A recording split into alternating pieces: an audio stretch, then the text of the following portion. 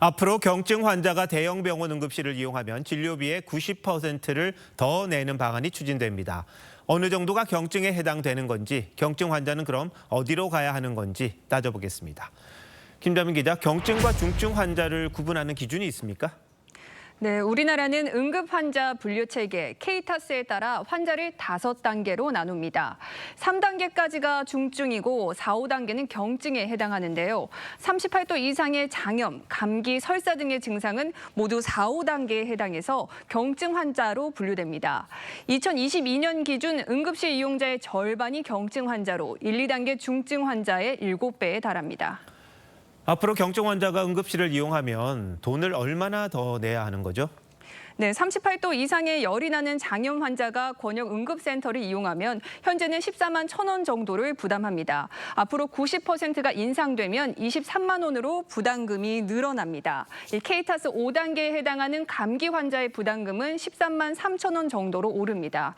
하지만 우리나라는 실손보험 가입자가 4천만 명에 가까워 본인 부담금을 높여도 응급실 경증 환자를 줄이는 데 크게 도움이 안 된다는 지적이 나옵니다. 그보다는 조금 더 실효성 있는 대책이 필요하지 않을까 생각합니다. 보험도 되기 때문에 애초에 그렇게 경증으로 대형 병원에 찾아올 정도면은 비용을 특별히 생각하지 않는 그런 환자군일 가능성이 높습니다. 자, 그럼 앞으로 경증 환자는 어디로 가야 합니까? 야간이나 휴일이나 이런 경우에는 병원 문 연대가 많지 않잖아요. 네, 응급실 종류는 크게 3가지로 나뉩니다. 권역 응급센터와 지역 응급센터, 지역 응급 의료기관인데요. 경증 환자가 응급실을 가야 한다면 중증 환자를 치료하는 권역이나 지역센터 대신 지역 응급 의료기관으로 가야 합니다.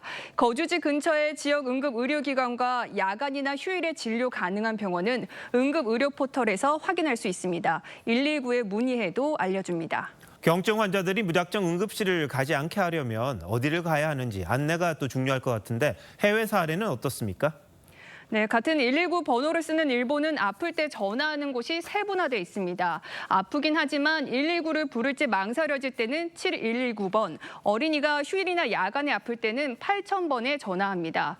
응급실에 가야 할지 판단해주고 증상별 응급처치와 인근 병원을 소개해줍니다. 의료 대란이다 보니까 이번 연휴 기간, 추석 연휴죠. 상당히 붐빌 거다 이런 얘기도 나옵니다. 경증 환자 갈 곳이 없는 것 같은데 그럼 갈 수 있는 병원은 있는 겁니까? 네, 추석 연휴 기간 응급실을 찾는 환자는 평소 대비 2배 가까이 늘고 특히 경증 환자가 많습니다. 정부는 당직 병의원을 늘리겠다고 했지만 의원급 동네 병원은 대부분 일찍 문을 닫기 때문에 의료 공백이 생기지 않도록 시간대별 당직 병원을 배정하는 게 중요해 보입니다.